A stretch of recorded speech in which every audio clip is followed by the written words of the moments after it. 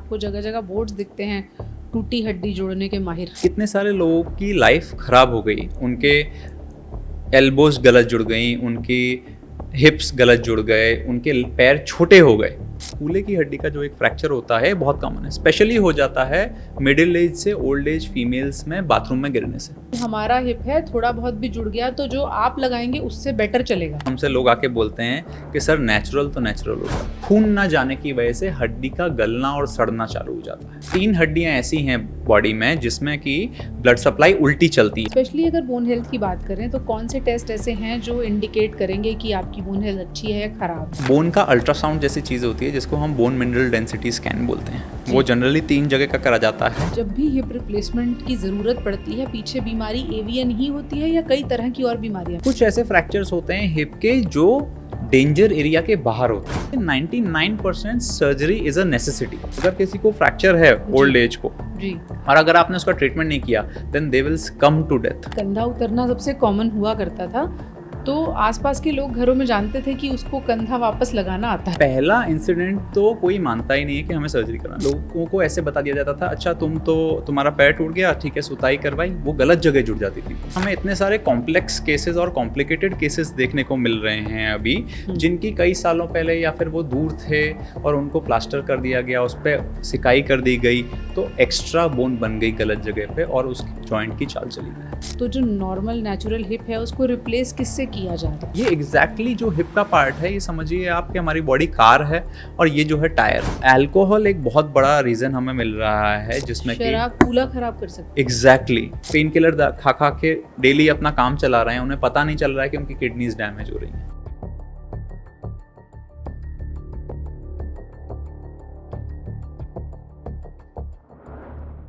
जैसे जैसे उम्र बढ़ती है वैसे वैसे हर इंसान को अपने शरीर के जिन हिस्सों की चिंता सताती है उसमें हड्डियां सबसे अहम है, क्योंकि ये माना जाता है कि उम्र के साथ साथ हड्डियां कमज़ोर होंगी ही, कभी ना कभी कोई इंसान गिरेगा भी और उसे कोई ना कोई चोट भी लगेगी।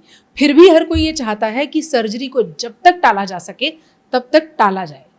फिर भी कुछ ऐसे हालात होते हैं जब सर्जरी इनएविटेबल यानी कि सर्जरी का होना लगभग तय होता है कि ये होकर ही रहेगी। ऐसे कौन से हालात होते हैं और ऐसे हालात में जहां सर्जरी ज़रूरी हो जाए वहां पर सर्जरी टालने के क्या नुकसान हो सकते हैं?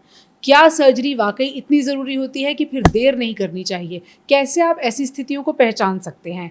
हड्डियों से जुड़े, खासतौर पर हिप रिप्लेसमेंट से जुड़े ऐसे मामलों में जब आपको लगे कि अब आपके कूल्हे को फ़ौरन सर्जरी की ज़रूरत है, वो कौन से मामले हो सकते हैं? हमारे साथ आज डॉक्टर DP शर्मा हैं जो कि जॉइंट रिप्लेसमेंट सर्जन हैं और स्पोर्ट्स इंजरी स्पेशलिस्ट हैं। स्पोर्ट्स इंजरी से जुड़ी हुई समस्याओं को भी हल करते हैं। बहुत बहुत स्वागत है डॉक्टर साहब आपका। Thank you so much. वैसे तो मुझे लगता है लोग ये चाह रहे होंगे कि हमें बस ये बता दो कि सर्जरी से बचना कैसे है। एग्जैक्टली तो इस सवाल का आसान जवाब क्या हो सकता है? इस सवाल का जो है आसान जवाब है ही नहीं। अगर ह्यूमन साइकोलॉजी को समझें और स्पेशली एशियन सब कॉन्टिनेंट जिसमें इंडिया बड़ा पार्ट आता है, उसमें लोगों को होम रेमेडीज़ बहुत ज़्यादा पसंद हैं और उन्होंने कई साल तक काम भी किया है। तो अगर हम ऑर्थोपेडिक्स को ही देखें तो ऑर्थोपेडिक्स बहुत लेट डेवलप हुई, पहले जनरल सर्जरी में ही आया करती थी जी। उस ज़माने में ऐसा हुआ करता था कि कभी ही किसी को फ्रैक्चर होता था और मोस्ट कॉमन इंजरी होती थी शोल्डर, बुलक कार्ट चलाते में या फिर उससे उनका कंधा उतर जाता था और कोई ऑर्थोपेडिक इवेंट नहीं होता था। ऑर्थोपेडिक्स पे भगवान का एक ब्लेसिंग जैसी है, मतलब कि हीलिंग अपने आप हो जाती है। इसलिए इसमें क्वैक ट्रीटमेंट्स, जुगाड़ के ट्रीटमेंट्स और होम रेमेडीज बहुत पॉपुलर हैं जी।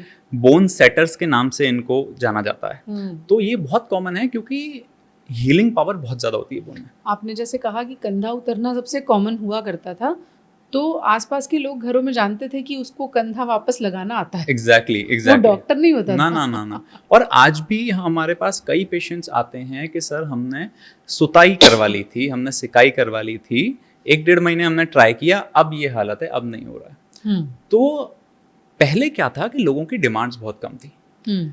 आप बिलीव नहीं करोगे कि कुछ पार्ट अभी भी ऐसा है और लोगों को ऐसे बता दिया जाता था, अच्छा तुम्हारा पैर टूट गया, ठीक है सुताई करवाई, वो गलत जगह जुड़ जाती थी बोन और वो लोग पूरी लाइफ लिम्पिंग और लचक के साथ रह जाते थे। चीज़ें बहुत चेंज हो गई और वो पेशेंट भी एक्सेप्ट कर लेता था, उसके फैमिली भी एक्सेप्ट कर लेती थी, जिसका बहुत बुरा उनकी लाइफ पे इम्पैक्ट कर पड़ता था, मैरिड लाइफ पे अफेक्ट पड़ता था।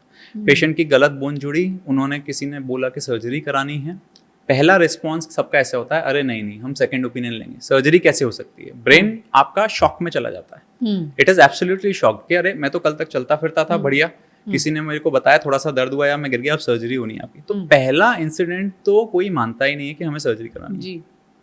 इस कारणवश हमें इतने सारे कॉम्प्लेक्स केसेस और कॉम्प्लिकेटेड केसेस देखने को मिल रहे हैं अभी, जिनकी कई सालों पहले या फिर वो दूर थे और उनको प्लास्टर कर दिया गया, उस पर सिकाई कर दी गई, तो एक्स्ट्रा बोन बन गई गलत जगह पे और उस जॉइंट की चाल चली गई। अच्छा, तो अगर पहली तो जो इसमें टेक होम मैसेज मैं समझ रही हूँ, अगर गलत हड्डी जुड़ गई तो एक्स्ट्रा बोन भी डेवलप हो सकती है। एग्जैक्टली तो बॉडी तो यही समझती है कि मेरे को फ्रैक्चर हो गया, कैल्शियम बनाओ। अब अगर आप उसको सही जगह रख देते हो तो भी वो कैल्शियम बनाएगी और सही जगह जोड़ देगी, अगर आपने उसको गलत जगह बना रख दिया तो भी वो सही जो है गलत जगह जोड़ देगी, तो एक्स्ट्रा कैल्शियम बन जाता है, जिससे आर्थराइटिस और फ्यूजन जैसी चीज़ें, रेस्ट्रिक्शन जैसी चीज़ें हो जाती हैं। जो मांसपेशियों में कैल्शियम नहीं बनना चाहिए, कुछ तरीके की मसाज, मालिश, सुताई, इनसे बॉडी और ज़्यादा कैल्शियम बनाती है, तो उससे मायोसाइटिस हो जाती है, जिसमें कि हमारी मसल्स में कैल्शियम बन जाता है और वो जॉइंट की पूरी चाल चली जाती है। जो बात आप कह रहे हैं उससे मुझे याद आ रहा है, दिल्ली एनसीआर से जैसे ही आप बाहर जाते हैं आपको जगह जगह बोर्ड्स दिखते हैं, टूटी हड्डी जोड़ने के माहिर। एग्जैक्टली और उनका बिजनेस काफ़ी चलता भी बहुत है। ज़्यादा चलता है, बहुत ज़्यादा जाना चलता है। चाहिए? नहीं जाना चाहिए। कितने सारे लोगों की लाइफ खराब हो गई, उनके एल्बोज गलत जुड़ गई, उनकी हिप्स गलत जुड़ गए, उनके पैर छोटे हो गए, क्योंकि जनरली क्या होता है कि जैसे ही आपकी बोन टूटी वो क्रम्पल हो जाती है। वो अगर ऐसी बोन थी आपकी टूटी तो वो ऐसे हो गई, अब ओवरलैपिंग है, अगर आपने इसका कुछ नहीं किया, आपने सर्जरी नहीं करी तो वो वैसी की वैसी जुड़ जाएगी। जैसे कि बहुत कॉमन फ्रैक्चर है नेक ऑफ फीमर फ्रैक्चर, मतलब कूल्हे की हड्डी का जो एक फ्रैक्चर होता है बहुत कॉमन है, स्पेशली हो जाता है मिडिल एज से ओल्ड एज फीमेल्स में बाथरूम में गिरने से। अच्छा, बहुत ही ज़्यादा कॉमन है। और ये हड्डी की एक खास बात है कि इसकी रेट्रोग्रेड ब्लड सप्लाई है, मतलब कि ये ब्लड सप्लाई उल्टी लेती है और बहुत वीक होती है, मतलब अगर इसमें फ्रैक्चर हो गया तो इसमें ब्लड सप्लाई जाना बंद हो जाएगी। अच्छा, ब्लड सप्लाई से ही कैल्शियम जाता है। और ये महिलाओं में ही क्यों होता है? क्योंकि मिडिल एज के बाद मीनोपॉज आ जाता है, मासिक जैसे ही बंद होता है फीमेल्स में, तो कुछ हार्मोन्स की कमी होने लगती है, जो कि हार्मोन्स बोन डेंसिटी को बनाए रखने के लिए बहुत इंपॉर्टेंट है। तो बोन मिनरल डेंसिटी कम होने की वजह से वो वीक जगह से फ्रैक्चर हो जाती है, और इसमें ब्लड सप्लाई कम होने की वजह से ना तो इसमें जुड़ने की संभावना रहती है और ना ही वापस अलाइन होने की। तो अगर इसको ट्रीट नहीं किया गया तो फिर आपका पैर छोटा भी हो जाएगा, कभी वजन लेने लायक नहीं रहेगा। तो इसमें अगर आपकी सर्टेन एज के बाद, लगभग 50 साल के बाद अगर आपको फ्रैक्चर हो रहा है, तो उस बोन को जोड़ने की कोशिश ना करते हैं हम लोग और उसको रिप्लेस कर देते हैं, क्योंकि हमें पता है कि अगर हमने उसमें स्क्रू और प्लेट लगा के उसको सही जगह भी रख दिया तो भी उसकी बनावट में ही इतनी कम ब्लड सप्लाई है, जो थोड़ी बहुत थी वो फ्रैक्चर होते ही टूट गई। ये जो फ्रैक्चर है, ये अगर हम आसान भाषा में महिलाओं को समझा पाएं, कहाँ का फ्रैक्चर? तो ये अपने कूल्हे का फ्रैक्चर है, अपने जो हिप जॉइंट होता है उसका एक हेड होता है और थाई का पार्ट होता है। तो थाई के अपर पार्ट में, जांग के ऊपर वाले हिस्से में जो फ्रैक्चर होता है उसको बोलते हैं neck of femur fracture, intracapsular. Okay. और ये बहुत इंपॉर्टेंट है कि इसका अर्जेंट सर्जरी हो, और अगर आपकी एज ज़्यादा है या फिर आपको फिजियोलॉजिकली कुछ ज़्यादा बीमारियां हैं, जैसे कि डायबिटीज़, हार्ट वगैरह, आपका अगर वॉल्व बदला हुआ है, आप कोई ब्लड थिनर ले रहे हो, तो इसको चेंज करके हिप रिप्लेसमेंट किया जाए, मतलब उस पर रिलाई ना करा जाए। अब आपने हिप रिप्लेसमेंट की बात की है, रिप्लेसमेंट सर्जरीज तो ऐसी होती हैं जिससे लोग कोसों दूर भागते हैं। एग्जैक्टली। और ये भी मानते हैं कि हमारा हिप है, थोड़ा बहुत भी जुड़ गया तो जो आप लगाएंगे उससे बेटर चलेगा। एग्जैक्टली। तो सबसे पहली बात हमसे लोग आके बोलते हैं कि सर नेचुरल तो नेचुरल होता है। तो कारण यही है, मैंने आपको बताया कि 3 हड्डियां ऐसी हैं बॉडी में जिसमें कि ब्लड सप्लाई उल्टी चलती है, और अगर उनको बीच में से तोड़ दिया जाए तो उनका ऊपर वाला हिस्सा जिसमें खून नहीं पहुंच रहा वो मर जाती हैं। एक सबसे इंपॉर्टेंट है कूल्हे की बोन, हेड फीमर का, जिसमें एवेस्कुलर नेक्रोसिस, एवीएन हो जाता है। एक यहाँ पे छोटी हड्डी होती है स्कैफॉइड बोन, और एक एंकल में होती है। ये तीनों ही बहुत नोटोरियस हैं क्योंकि इनकी ब्लड सप्लाई खराब है। अगर आपको ना चाहते हुए भी इसमें फ्रैक्चर हो गया है तो इसका बहुत हाई चांस है कि इसमें एवीएन, एवेस्कुलर नेक्रोसिस, मतलब कि सादा भाषा में बताऊं तो मैं, खून ना जाने की वजह से हड्डी का गलना और सड़ना चालू हो जाता है।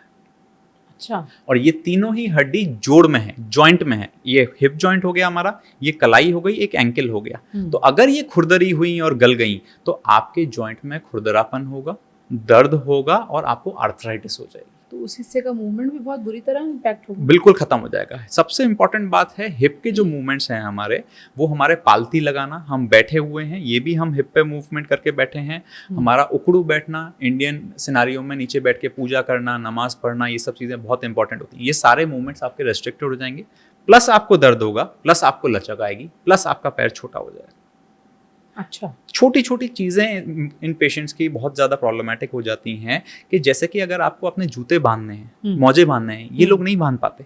अच्छा, हाँ, इतना भी नहीं झुक सकते क्योंकि आपको लग रहा है कि आप स्पाइन से झुके, पर आप ध्यान से देखोगे तो आप हिप से झुक रहे हो, आपकी स्पाइन तो सीधी ही थी। तो ये लोग इतना भी नहीं झुक पाते हैं। इनफैक्ट आप बिलीव नहीं करोगे, क्योंकि हम हिप के ही पेशेंट्स ज़्यादातर देखते हैं, तो कुछ पेशेंट्स ने हमें इतनी सैड स्टोरी बताई है जो मैं डॉक्टर हूँ मुझे भी नहीं फील होती। एक पेशेंट की हमने हिप रिप्लेसमेंट सर्जरी करी थी, नेपाल से आए थे। उन्होंने बताया कि सर मैं सर्जरी के पहले चल नहीं पाता था, क्योंकि आप चलोगे तो आपको दर्द हो रहा है, बहुत मुश्किल से लिम्प करके चल रहा था। मुझे एक कुत्ता खाने आया और सर वो मेरे को कुत्ता ने काटा और मैंने सर उसे काटने दिया और मैं सहता रहा। सर माय गॉड, आप इमेजिन ही नहीं कर सकते ये दर्द, क्योंकि वो चल नहीं सकता, क्योंकि वो भाग नहीं सकता। Unimaginable pen. एक पेशेंट की मैंने हिप रिप्लेसमेंट सर्जरी करी थी, इसके बाद का फीडबैक बताता हूँ। उसका मेरे को एक दिन दिवाली वाले दिन रात को कॉल आ जाए, मुझे लगा कि कोई इमरजेंसी तो नहीं है। उसने बोला सर मैं इतना ज़्यादा खुश हूँ आज, मैं आज 6 साल बाद पटाखा जला पाया। मैं समझ रहा क्या कहना चाह रहा है। सर पटाखा जला के भागना भी तो होता है। मतलब वो कभी पटाखा नहीं जला पाया क्योंकि वो इतना फास्ट चल ही नहीं सकता। मतलब छोटी छोटी प्रॉब्लम्स इतनी बड़ी हो जाती हैं इन लोगों के में, इतने डिप्रेसिव थॉट्स आने लगते हैं पेशेंट्स को। और ये दोनों सिनारियों में होता है। एक तो मैंने एवीएन बताया आपको जी, और एक एंकाइलोजिंग स्पॉन्डिलाइटिस नाम की बीमारी होती है जो एक जेनेटिक बीमारी है। वो भी मेनली हिप को ही अफेक्ट करती है, पर उसका प्रोसेस अलग है। उसमें कैल्शियम ज़्यादा बनने लगता है, वो एक गठियावात का रोग होता है। तो इन दोनों की क्लिनिकल पिक्चर लगभग सेम ही रहती है। तो जो हिप की प्रॉब्लम है उसमें जब भी हिप रिप्लेसमेंट की ज़रूरत पड़ती है, पीछे बीमारी एवीएन ही होती है या कई तरह की और बीमारियां भी? नहीं। तो 3 मेजर कॉजेज हैं जो हिप रिप्लेसमेंट पे हमें लीड कर सकते हैं। एक तो है ट्रॉमा मतलब चोट लगना। आपको हिप का फ्रैक्चर हुआ, आपकी ओल्ड एज है या फिर आपका बॉल जो है वो बचाने लायक नहीं है, तो आपका हिप रिप्लेसमेंट होगा, बहुत कॉमन है। नेक्स्ट है एवैस्कुलर नेक्रोसिस। आपकी जो ब्लड सप्लाई है वो किसी कारणवश जो है डैमेज हो गई, वो कारण हम डिस्कस करेंगे। तीसरी बीमारी जो है एंकाइलोजिंग स्पॉन्डिलाइटिस है कि आपके कूल्हे में कैल्शियम ज़्यादा बन गया। मतलब आपकी बॉडी ही जो है आपके जॉइंट में कैल्शियम ज़्यादा बना दे रही है, उसको खुरदरा कर दे रही है, उसको फ्यूज कर दे रही है। सो ऐसा इसलिए होता है कि एक रिएक्शन प्रोसेस है, एक ऑटो इम्यून डिसऑर्डर है। मतलब हमारी जो इम्यूनिटी है जिसको बैक्टीरिया और वायरस के अगेंस्ट काम करना चाहिए, वो हमारे जोड़ पे बैठे हुए कैप्सूल को ऐसा समझ लेती है कि ये कीटाणु है। अच्छा, उसको मारने जाती है, उस रिस्पॉन्स में एक्स्ट्रा कैल्शियम बन जाता है। ये तो बॉडी का केमिकल डिसरप्शन है। एग्जैक्टली। सो ये जनरली जेनेटिक बीमारी है। मतलब एक गठियावा है, 2 तरीके की गठियावा होती हैं। एक रूमेटॉइड आर्थराइटिस होती है जो छोटे जोड़ों को अफेक्ट करती है, नकल्स को, और उंगलियां टेढ़ी वगैरह हो जाती हैं। बहुत कॉमन है मिडिल एजेड फीमेल्स में ये भी। उसमें RA फैक्टर और एंटी-CCP नाम के टेस्ट पॉजिटिव आते हैं जी। ये जिसकी हम बात कर रहे हैं ये थोड़े बड़े जोड़ों को अफेक्ट करती है, एंकाइलोजिंग, और इसमें HLA-B27 पॉजिटिव आता है। इसके फेवरेट जॉइंट है हिप जॉइंट, स्पाइन और चेस्ट। जकड़ने की कोशिश करती है कैल्शियम एक्स्ट्रा बना के। तो ये कारण है कि हिप रिप्लेसमेंट आपका आ सकता है। 3 मेजर कारण हैं। एक और भी इंपॉर्टेंट कारण है कि आपको फ्रैक्चर लगा, आपने हिप को बचाने की कोशिश करी पेशेंट को, उसको स्क्रूज प्लेट लगाए, बट जैसा कि मैंने बताया उसमें ब्लड सप्लाई बहुत कम है। आपकी जो कोशिश थी हिप की बोन को जोड़ने की वो नाकामयाब रही। नॉर्मली सारी बोन्स बहुत इजीली जुड़ जाती हैं, हिप की बोन बहुत इजीली नहीं जुड़ती है। तो उसमें भी कई बार आपकी सेकंड सर्जरी आ सकती है। पहली सर्जरी तो आई थी आपके हिप को बचाने की, आपने ट्राई किया, 1.5 साल देखा, साल भर देखा, पर आपकी नहीं, आपकी रिकवरी हो रही है। Then also we have to replace the joint. जैसे आपने कहा 1 साल 2 साल देखा, रिकवरी नहीं हो रही है। बहुत सारे केसेस में हमने ये भी देखा, खासतौर पर बुजुर्ग महिलाओं के केस में, कि अगर कूल्हे का फ्रैक्चर हो गया या कोई और इंजरी हो गई तो ऐसा माना जाता है कि इस एज ग्रुप में हिप रिप्लेसमेंट कारगर नहीं होगा। ये परसेप्शन कितनी सही है? ये परसेप्शन बिल्कुल भी सही नहीं है। अच्छा। जो कारण आप मुझे बता रहे हैं वो कारण है बेड रिडन होने का। तो पुराने टाइम में या फिर इनफैक्ट अभी भी किसी किसी सेंटर्स में ओपन सर्जरी हुआ करती थी, मतलब उसमें चीर फाड़ ज़्यादा होती थी, साइड में चीरा आता था, लंबे टाइम का बेड रेस्ट होता था।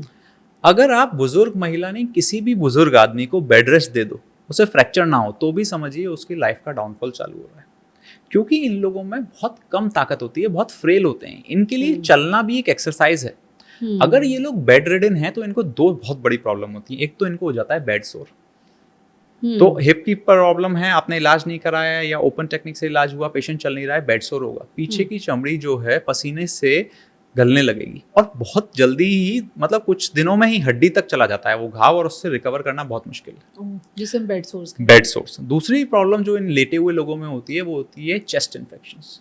ये जो खा रहे हैं वो थोड़ा थोड़ा उल्टी होता रहता है, थोड़ा थोड़ा चेस्ट की सांस की नली में जाता रहता है, जिससे न्यूमोनिया हो जाता है। इन दो चीज़ों से ये लोग बाहर नहीं आ पाते। मतलब कि आज जो हम बिकनी टेक्निक से और MIS टेक्निक से हिप रिप्लेसमेंट करते हैं, उसमें हमारा सबसे पहला गोल क्या है? इन ओल्ड एज पेशेंट को पहले दिन चला देना। ये इनके लिए दवा से भी, सर्जरी से भी ज्यादा इंपॉर्टेंट है। भले हम उनको एग्जैक्टली मोबिलिटी होने से काफ मसल काम करती है। काफ मसल को हम सेकंड हार्ट ऑफ बॉडी कहते हैं। पंप करती है ब्लड को वापस ऊपर, वेरिकोस वोन नहीं होने देती आपको। इसलिए वॉकिंग इंपॉर्टेंट है। आप जब चल रहे हो, आपका तलवा चल रहा है, तो काफ मसल्स दब रही हैं और जो आर्टरी से खून गया उसको वापस ऊपर लेके आ रही है।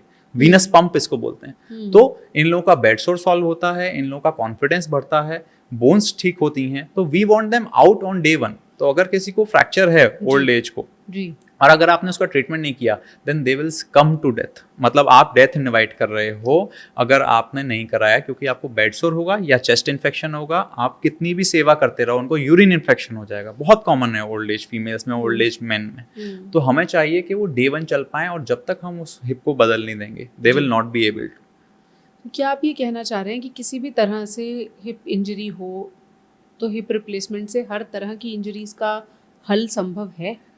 नहीं, मैं ये नहीं कहना चाह रहा कि हिप रिप्लेसमेंट से हर तरह की इंजरी का हल संभव है।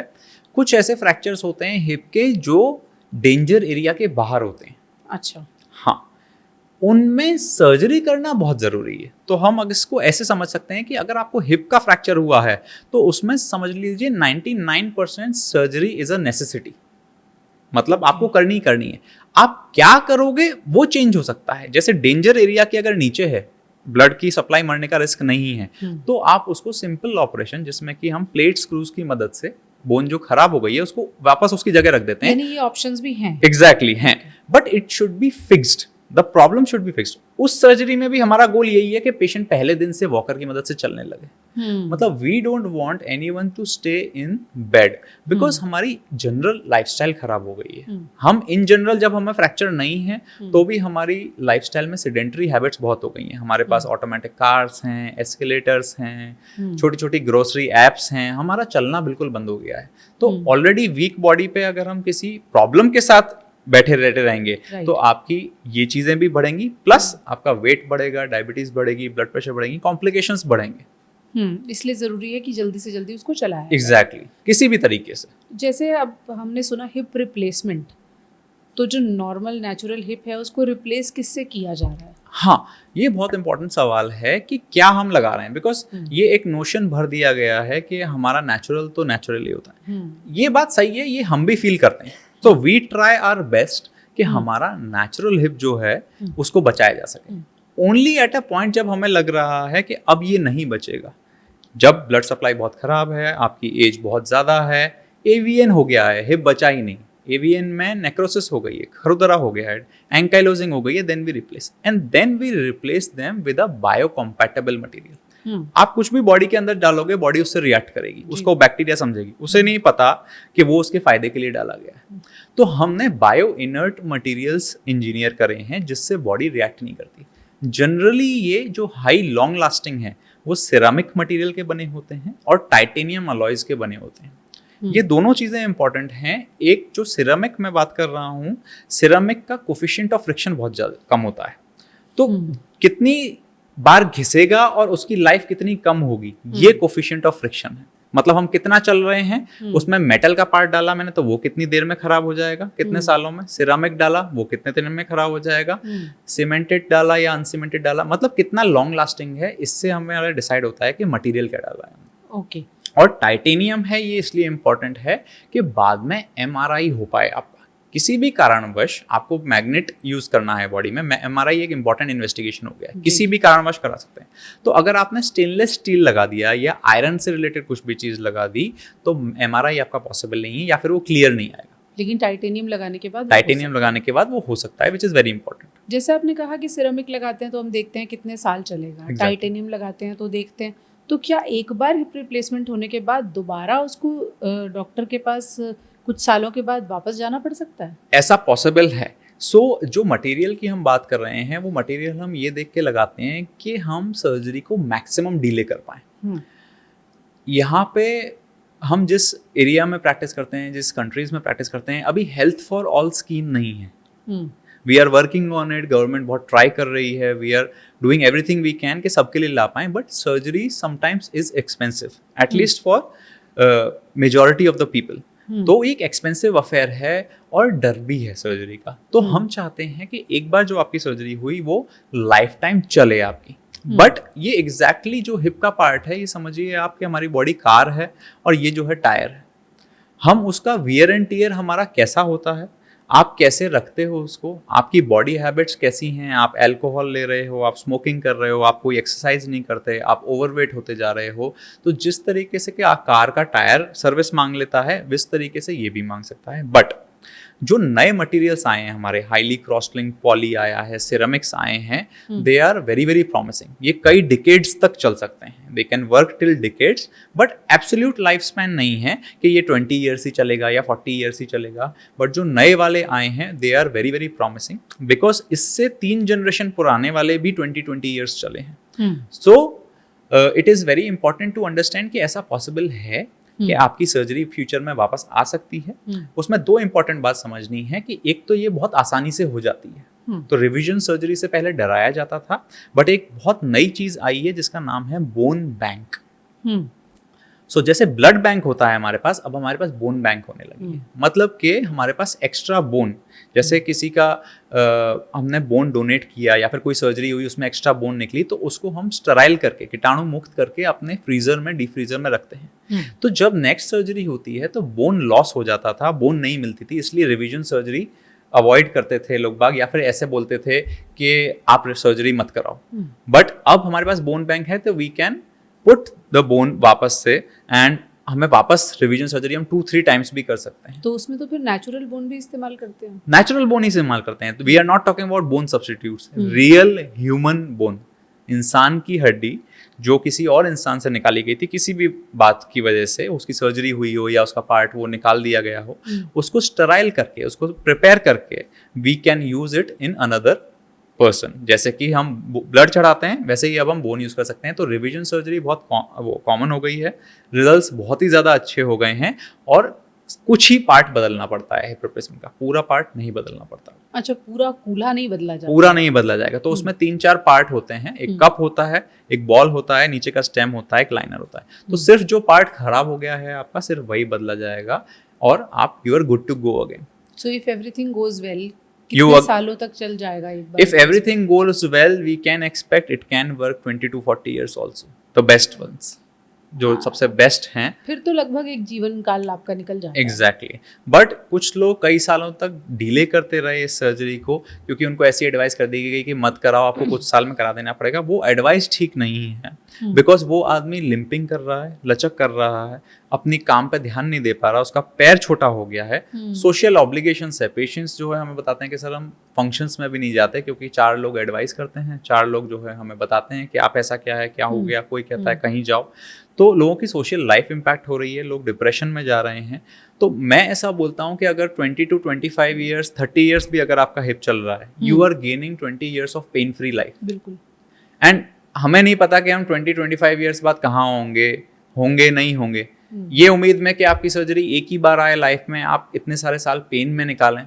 और कुछ लोग तो over the counters pain killer खा खा के डेली अपना काम चला रहे हैं, उन्हें पता नहीं चल रहा है कि उनकी किडनीज डैमेज हो रही हैं। ये बहुत कॉमन प्रॉब्लम है नी आर्थराइटिस और हिप आर्थराइटिस में, कि लोग डर जाते हैं नी रिप्लेसमेंट हिप रिप्लेसमेंट से और पेन किलर्स खाते रहते हैं, काम करते रहते हैं सालों तक, and they land up in dialysis because pain killers kidney को बहुत खराब तरीके से इम्पैक्ट करती हैं। इमेजिन अगर किसी ने लंबे समय तक अपनी सर्जरी को टाला, एक तो हिप सर्जरी की हम बात कर ही रहे हैं, हड्डी की किसी भी सर्जरी को टाला और वो कुछ साल के बाद आपके पास पहुंचे, तो उस समय आपके लिए सर्जरी करना कितना चैलेंजिंग होता है और क्या रिजल्ट्स में फ़र्क होगा अगर वो पहले आया होता या फिर लेट आया है? डेफिनेटली। तो सारी बातें सच हैं। एक तो चैलेंजिंग हो जाता है हमारे पॉइंट ऑफ व्यू से। कैसे चैलेंजिंग हो जाता है कि जब आपकी कोई हड्डी रगड़ खा रही थी तो आप इनिशियल स्टेज में आए और लेट स्टेज में आए तो वो हड्डी रगड़ खा खा के खत्म हो जाती है। उसको हमारी भाषा में बोन लॉस बोलते हैं, मतलब अब हड्डी है ही नहीं। जो हम पार्ट लगाते हैं आपका जॉइंट रिप्लेस करने में, नी रिप्लेसमेंट हो गया या हिप रिप्लेसमेंट हो गया, उसको भी बोन चाहिए, उसे भी तो हमें कहीं टिकाना है, कोई बेस चाहिए बेस चाहिए उसको, क्योंकि आपकी पूरी बॉडी का 60 70 80 100 किलो वजन लेने वाला है वो पार्ट। तो अगर आप इस स्टेज पे आ रहे हो कि बोन नहीं है तो बहुत कॉम्प्लिकेटेड हो जाता है, हमें बोन इम्पैक्ट करनी पड़ती है। दूसरी इंपॉर्टेंट चीज जो होती है, इन लोगों को चाहिए होता है कि जब ये 10 साल बाद आए हमारे पास कि लचक हमारी सर चली जाएगी ना एकदम से, आप 10 साल से लचक की प्रैक्टिस कर रहे हो। आपको ये समझना पड़ेगा, आप सुबह दोपहर शाम रात लचक की प्रैक्टिस कर रहे हो, जैसे कि आप गियर चलाना सीखते हो गाड़ी का। तो आपको लचक जाने में प्रॉब्लम होगी, आपका पैर छोटा होता जाएगा और आपके बेहोशी के कॉम्प्लिकेशंस, आप जो 50 साल पे सर्जरी करनी थी वो आप 70 साल पे करा रहे हो, तो बेहोशी के कॉम्प्लिकेशंस भी खराब होते जाएंगे। रिजल्ट्स में ऐसा इंपैक्ट पड़ता है कि वी ट्राई के हम बेस्ट रिजल्ट दे पाएं, बट क्योंकि आपको लचक की आदत है, आपके हिप्स इतने टाइम से जकड़े हुए हैं, तो आपको और लोगों से ज़्यादा मेहनत करनी पड़ेगी, फिजियोथेरेपी ज़्यादा करनी पड़ेगी, आपकी रिकवरी में भी टाइम लगेगा। सो अगर आपको एक बार सर्जरी एडवाइस कर दी गई है और वो अगर इलेक्टिव सर्जरी है तो आप टाइमली उसे करा लें तो बेहतर है, बोथ फाइनेंशियली ऑल्सो, क्योंकि अगर हम रिवीजन सर्जरी करते हैं तो हमें कुछ स्पेशल इम्प्लांट्स यूज करने पड़ते हैं, जैसे बोन लॉस हो गई तो उसको भी इम्प्लांट से बढ़ना पड़ता है, जिसकी कॉस्ट भी ज़्यादा है। तो आपको कॉस्ट भी ज़्यादा पड़ेगी, रिकवरी में टाइम भी ज़्यादा लगेगा और रिजल्ट्स भी थोड़े कॉम्प्रोमाइज मिलेंगे। तो एक तो आपने बताया जो महिलाएं होती हैं उनमें मिडिल एज में मेनोपॉज की वजह से फॉल होता है और ये कंडीशन हो सकती है, और कौन कौन से कारण होते हैं जिसकी वजह से हिप जॉइंट खराब हो सकता है? सो मेन जो कारण है हम यंग पेशेंट्स में स्पेशली देख रहे हैं वो है एवीएन। एवीएन इतना ज़्यादा कॉमन हो गया है specially after Covid. So 50% of the लोगों में कुछ भी कारण नहीं मिल रहा है। हमें बहुत सारी रिसर्च चल रही है कि छोटे छोटे कारण हो सकते हैं कि आप किसी ऐसी जगह काम कर रहे हो जहाँ पे आपको एक्सरे रेडिएशन मिल रहा है कहीं पास में से, या फिर आप डीप सी डाइवर हो, या बहुत सारी चीज़ों पर रिसर्च चल रही है। तो ये 50% लोग हैं जिनमें हमें कोई सॉलिड कारण नहीं मिल रहा है। अब हम दूसरे 50% लोगों की बात करते हैं जो कि एक बड़ा नंबर है। उसमें हमें 2-3 चीज़ें ऐसी हैं जो बहुत स्ट्रांगली मिल रही हैं। एक है अल्कोहल अब्यूज़। अल्कोहल अब्यूज़ बहुत बढ़ता जा रहा है, मतलब रेगुलरली लोग ड्रिंक कर रहे हैं और लोग समझते हैं कि जो पहली सेइंग थी कि थोड़ी सी अल्कोहल अच्छी होती है, थोड़ी सी वाइन जो है अच्छी होती है हार्ट के लिए, मैं इसके माध्यम से पॉडकास्ट से वापस आपको बताना चाहता हूँ कि it has been proven wrong.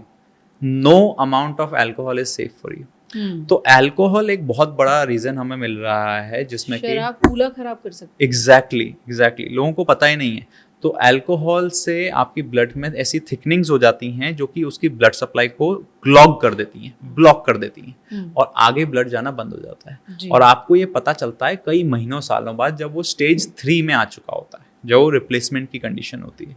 तो अल्कोहल एक बहुत बड़ा कारण है। टोबैको स्मोकिंग भी एक कारण है। दूसरा मेजर इंपॉर्टेंट कारण जो हमें मिला है वो स्टेरॉइड्स है। अच्छा, now steroids is a double aged sword, दो धारी तलवार है। स्टेरॉइड हमारी जान भी बचाता है कई चीज़ों में, और स्टेरॉइड हमारे को नुकसान भी करता है। 2 बड़े नुकसान हैं कि एक तो वो आपको 3 बड़े हैं। एक तो आपका वो वेट गेन कराएगा, शुगर बढ़ाएगा आपकी, और आपको एवास्कुलर नेक्रोसिस कर सकता है। अब अल्कोहल तो हमें पता है कि लोग क्या करते हैं, कैसे करते हैं, ऑब्वियसली नहीं करनी चाहिए। स्टेरॉइड्स आफ्टर कोविड हमें इतने ज़्यादा एवीएन के केसेस इसलिए मिल रहे हैं क्योंकि कोविड में लंग को बचाने के लिए स्टेरॉइड्स दिए गए थे। बहुत लोगों ने खाए हैं, और कुछ मैं ये भी बताना चाहता हूँ कि कुछ लोग डॉक्टर को गलत समझ रहे हैं, वो गलत नहीं थे। लंग में कोविड के बाद एक फाइब्रोसिस नाम की चीज हो रही थी, जिसका मतलब था लंग की जो फूलने की कैपेसिटी है उसकी इलास्टिसिटी खत्म हो रही थी। इसको बचाने के लिए आपको स्टेरॉइड दिए गए थे लंबे टाइम, और जो लोग आईसीयू में थे उनको तो बहुत ही ज्यादा दिए गए थे। स्टेरॉइड्स बाकी लोगों को भी चलाए जाते हैं, जैसे कि एक ट्रांसवर्स माइलाइटिस नाम की बीमारी होती है, उसमें भी स्टेरॉइड्स दिए जाते हैं। उसमें आपको स्पाइन बचाने के लिए दिए जाते हैं। कुछ लोगों को एस्थमा में भी दिए जाते हैं, सीवियर एस्थमा में भी स्टेरॉइड चलता है आपको। यंग लोग, कुछ लोग जो बॉडी बनाना चाह रहे हैं, उनको बाय मिस्टेक या बहला फुसा के भी स्टेरॉइड्स दे दिया जा रहा है। अच्छा। जिनको ऐसा लगता है कि मैं बहुत स्किनी हूँ, मैं बहुत पतला दिख रहा हूँ, तो हमारी बॉडी बन जाएगी, स्टेरॉइड से दिया जाता है। इन सारे कारणों से 20 से 40 ईयर्स तक के लोग जो हैं, 20 से 40 साल के लोगों में इतने ज़्यादा एवीएन के केसेस देखने को मिल रहे हैं, और सारे ही स्टेज 3 पे आ रहे हैं। यंग लोगों में कूल्हे खराब हो रहे हैं। एग्जैक्टली। तो यंग लोगों में हमें हिप रिप्लेसमेंट करना पड़ रहा है, इवन ओल्ड एज वालों से भी ज़्यादा, बिकॉज उनमें एक तो ये अल्कोहल का कारण, एक स्टेरॉइड का कारण, और जिन्होंने नहीं लिया उनको कोविड में दिया गया, उसके कारण 50% केसेस में हमें रीज़न नहीं मिल रहा है। तो खास तौर पर अगर यंग लोगों के नज़रिए से मैं आपसे सवाल पूछूं कि क्या उनको पहले से कोई ऐसे इंडिकेशंस मिलेंगे कि उन्हें पता चले कि अब ये कूल्हा ख़राब होने जा रहा है? हाँ, एग्जैक्टली। सो हमें कुछ सिम्टम्स ऐसे मैं आपको बता सकता हूँ जिसमें आपको मेडिकल अटेंशन सीख करना चाहिए। मतलब मेडिकल अटेंशन आप इसमें तो इग्नोर मत ही करो। आप भाग के आए हो या आपको मूंछ लग गई है, उसमें आपको कुछ दर्द हो रहा है तो कोई बात नहीं। एक मैं इंपॉर्टेंट चीज इसको चालू करने के पहले बता देता हूँ लोगों को कि लोग कूल्हे का दर्द समझते हैं बैक ऑफ द हिप में, बैक ऑफ द मसल में समझते हैं लोग कि आपको स्पाइन का पेन होता है। वो एक्चुअली हिप का पेन जो होता है फ्रंट ऑफ थाई में आता है, पॉकेट में आता है, जो आप पॉकेट पहनते हो जिसको ग्रॉइन एरिया बोलते हैं। वो एक्चुअल हिप का पेन होता है। सबसे इंपॉर्टेंट सिम्टम्स जो आपको आ रहे हैं तो आपको डॉक्टर पे जाना चाहिए। एक तो आपको लचक अगर आ रही है, तो बॉडी इजीली लचक नहीं लेती, लिम्पिंग अगर आपको आ रही है तो you have to consult a doctor. ये तो पहला लक्षण हो गया। दूसरा लक्षण, अगर आपको पालती लगाने में तकलीफ हो रही है, पालती लगाना एक हिप का मूवमेंट है, उसमें पूरा हिप का मूवमेंट यूटिलाइज होता है। अगर आप पालती लगाने में तकलीफ हो रही है, अगर आपको पैर खोल के बाइक पे बैठने में तकलीफ हो रही है, उसमें भी हिप खुलता है। बहुत सारी 40 पार महिलाएं ये काम नहीं कर पाती। हाँ, नहीं, उनमें देखिए सबसे इंपॉर्टेंट चीज है पेन।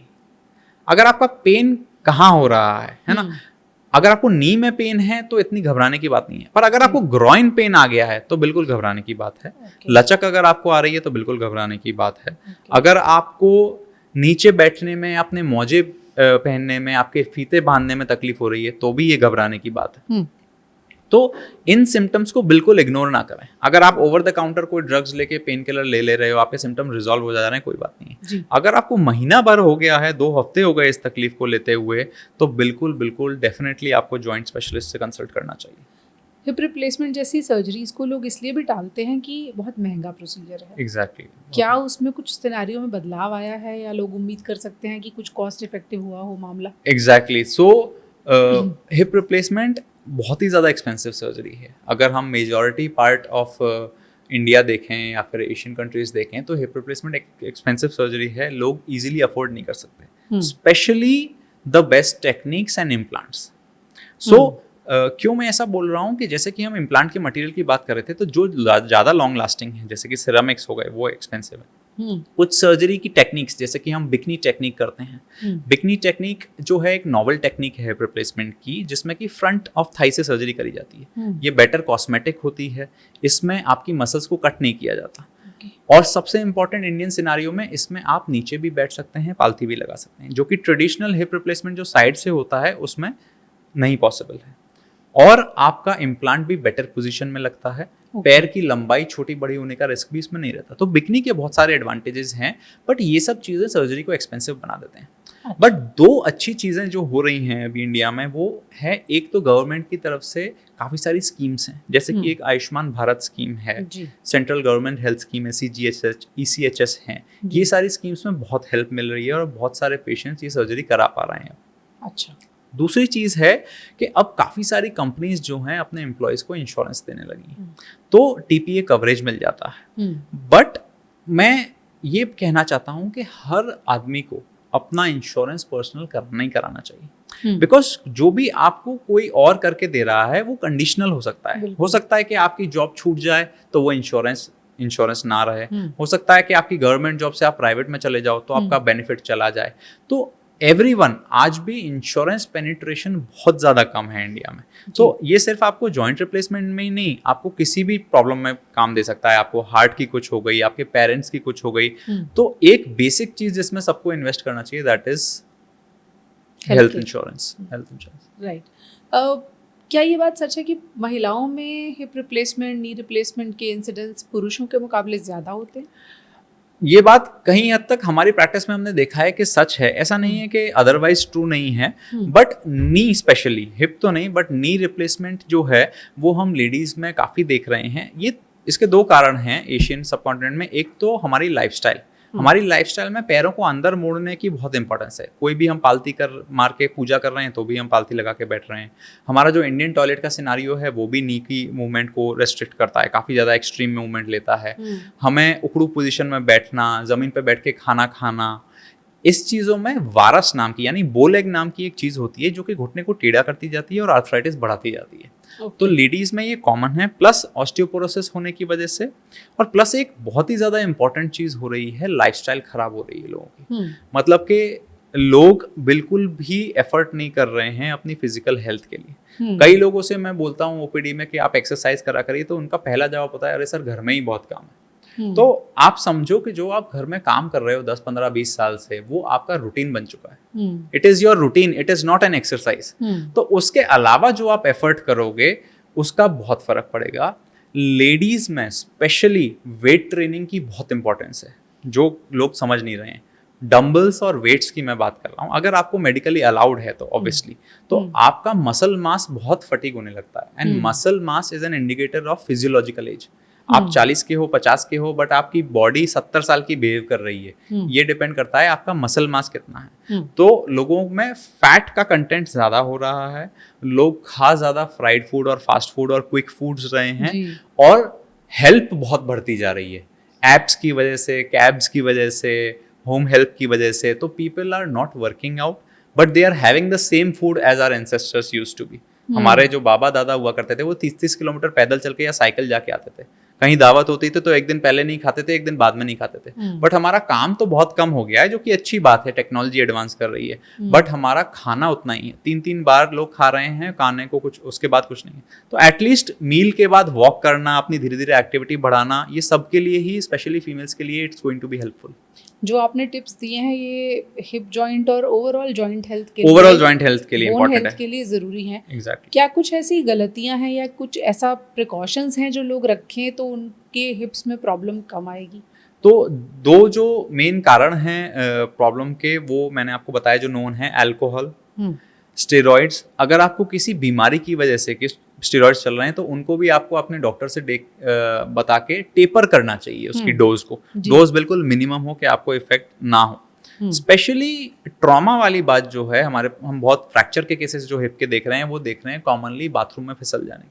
अच्छा। हाँ, तो कोई भी वॉकर लेके चल रहा है या फिर स्टिक लेके चल रहा है तो आपको खास ध्यान रखना है कि अगर बुजुर्ग कोई आपके घर में है या ऐसा कोई आदमी है तो या तो आपका बाथरूम गीला ना रहे या वो किसी के साथ वॉशरूम जाए। जनरली लोग बाग वहाँ गिर जाते हैं और पहली चीज़ जो टूटती है वो उनकी कलाई की हड्डी और कूल्हे की हड्डी है।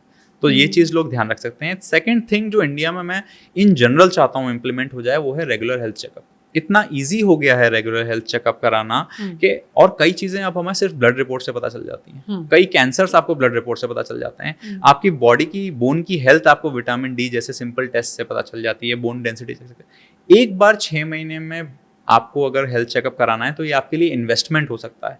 आप बहुत सारी चीज़ों को अर्ली पकड़ सकते हो। तो everyone should have an habit कि पूरी फैमिली का आपका 6 मंथली, आपको कोई प्रॉब्लम है नहीं है, आपका हेल्थ चेकअप होना ही होना चाहिए। इसमें आप बहुत सारी छोटी छोटी चीज़ें पकड़ लोगे, आपकी विटामिन डेफिशिएंसी जिसके आपको प्रॉब्लम हो सकती है, and you can have a better life. Specially अगर बोन हेल्थ की बात करें तो कौन से टेस्ट ऐसे हैं जो इंडिकेट करेंगे कि आपकी बोन हेल्थ अच्छी है या खराब है?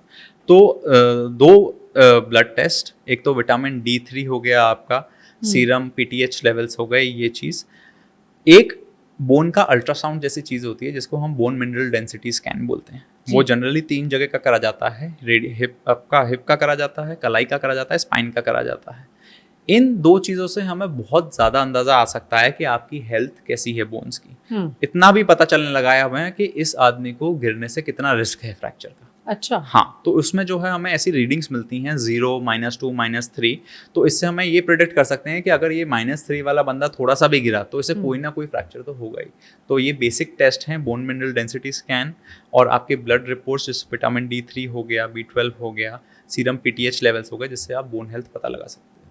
सर्जरीज की जैसे जैसे टेक्निक्स नई नई आ रही हैं, वैसे ही डॉक्टर्स भी नई टेक्निक्स को प्रेफर करते हैं। बहुत सारे मरीजों के मन में लेकिन बहुत सवाल होते हैं। ऐसी एक चीज़ है रोबोटिक सर्जरी। लगता है ऐसा है कि ओटी में अब डॉक्टर नहीं है, सिर्फ एक रोबोट है जो सर्जरी कर रहा है। क्या ऐसा ही सिनारियो होता है ओटी में? ऐसा तो नहीं होता है, पर ये क्वेश्चन बहुत कॉमन है जी। कि सर आप तो चाय पी रहे होगे बाहर और रोबोट सर्जरी कर देगा तो हमारा कौन ध्यान रखेगा। जी। सो इसको हम बोलते हैं सेमी ऑटोमेटेड या फिर टोटली ऑटोमेटिक रोबोट्स। हम करेंटली ऑर्थोपेडिक्स में या जॉइंट रिप्लेसमेंट में रोबोट असिस्टेड सर्जरी करते हैं। तो हम लिखते भी इसको क्या है, रोबोटिक नी रिप्लेसमेंट नहीं लिखते, रोबोट असिस्टेड नी रिप्लेसमेंट लिखते हैं, या फिर रोबोट असिस्टेड हिप रिप्लेसमेंट लिखते हैं। इसका मतलब क्या है कि रोबोट जो हम चीज कर रहे हैं उसमें हमें प्रिसीजन में मदद करता है। अगर मैंने ऐसा सोचा कि मेरा हिप का इम्प्लांट इस एंगल पे लगना चाहिए, तो वो मेरी हेल्प करेगा कि मैं लगा रहा हूं तो मैं गलत तो नहीं लगा रहा। अच्छा, लगा आप ही रहे हैं? लगा मैं ही रहा, बट उसकी हेल्प से, उसके फीडबैक से। तो दूसरा मुझे हेल्प करेगा प्री ऑफ प्लानिंग में। ये सबसे इंपॉर्टेंट चीज है। अभी तक जो हम सर्जरीज करते थे उसमें हम इंट्रा ऑफ प्लानिंग करते थे। मतलब सर्जरी हमने चालू है, सर्जरी में हम देख रहे हैं कि अच्छा ऐसा ऐसा है, अब ऐसा ऐसा ट्रायल करते हैं, ऐसा ऐसा करते हैं। इसमें टाइम भी वेस्ट होता था और प्रिसीजन और एरर भी हो जाता था। अब मुझे पूरी शुरुआत से लास्ट तक की सर्जरी की रिक्वायरमेंट, मुझे अंदर क्या मिलने वाला है, किस चीज से कॉशियस रहना है और क्या करने से पेशेंट का रिजल्ट बेटर मिलेगा, अच्छा। ये पूरी 3D AI प्लानिंग से मिल जाता है। मतलब कि हम प्री ऑपरेटिव प्लानिंग बेटर कर सकते हैं जिससे पेशेंट के रिजल्ट्स बेहतर हो जाते हैं। तो रोबोट असिस्टेड सर्जरी, तो रोबोट सर्जरी नहीं करता है। स्पेशली ऑर्थोपेडिक्स में कुछ ऐसे रोबोट्स आ गए हैं जो रिमोटली आपकी सर्जरी कर सकते हैं, बट वो अदर फील्ड में है। ऑर्थोपेडिक्स में जो अभी हम रोबोट यूज कर रहे हैं, they are all robot assisted surgeries. मतलब रोबोट हमारी हेल्प करता है कि हमें नी रिप्लेसमेंट का इम्प्लांट कैसे एंगल पे लगाना है, क्या करना है, ना कि वो परफॉर्म कर सकता है सर्जरी। तो चाहे नी रिप्लेसमेंट का मामला हो या हिप रिप्लेसमेंट का, क्या लोगों को हर बार रोबोट को प्रेफर करना चाहिए? नहीं, बिल्कुल भी नहीं। ये अभी तक ऐसा प्रूवन नहीं है, बहुत लंबे 10-20 साल की रिसर्च नहीं आई है कि robot is giving a better result. But हाँ, थ्योरेटिकली और जो हमें लग रहा है उसमें डेफिनेटली, बिकॉज वो मशीन है तो वो थोड़ा प्रिसीजन ज्यादा देती है हमें। स्पेशली एक नोशन है यहाँ पे कि रोबोटिक्स जो है नी रिप्लेसमेंट में ज्यादा इंपॉर्टेंट है। एक्चुअली आई बॉलिंग एक चीज होती है। आप इस बुक को देख रहे हो, आप उस एंगल से देख रहे हो, मैं इस एंगल से देख रहा हूँ, इसको आई बॉलिंग बोलते हैं। तो सर्जरी में जब हम किसी पार्ट को देख रहे होते हैं तो ऐसे अंदाजा लगाते हैं हम, आई बॉलिंग। तो आई बॉलिंग का जो एरर हो जाता है डॉक्टर से, वो हिप में ज्यादा होता है। तो जब रिसर्च करी गई तो हमें पता चला कि हिप में एक्चुअली रोबोट की ज्यादा वैल्यू है। मतलब जब 3 सर्जन ऑपरेट कर रहे हैं हिप रिप्लेसमेंट को और 3 सर्जन नी रिप्लेसमेंट को ऑपरेट कर रहे हैं, तो रोबोट ज्यादा मदद कर रहा है हिप में। नी रिप्लेसमेंट की जो ओरिजिनल मशीनरी है वो भी काफी एक्यूरेट रिजल्ट देती है। ऐसा नहीं है कि नी रिप्लेसमेंट में रोबोट इंपॉर्टेंट नहीं है, बट अगर दोनों को कंपेयर कर रहे हैं हम, तो बेटर रिजल्ट, बेटर पैर लंबा बड़ा होने की प्रॉब्लम्स, बेटर मसल की टेंशनिंग और बेटर एंगल इम्प्लांट हिप में ज्यादा इंपॉर्टेंट है। यस। तो आपको टिप्स के ज़रिए ज़रूर समझ में आ गया होगा कि आपको अपनी बोन हेल्थ को कैसे ठीक रखना है, क्या टेस्ट हैं जो आपको बता सकते हैं, और कब वाकई जब सर्जरी की नौबत आ जाए तो फिर उसे टालने में नुकसान हो सकता है, तो उसे आप टालें नहीं। Thank you so much doctor साहब। आई एम श्योर लोगों को कम से कम अपनी हिप जॉइंट की हेल्थ और नी जॉइंट की हेल्थ के बारे में आज काफ़ी नॉलेज मिली होगी। Thank you.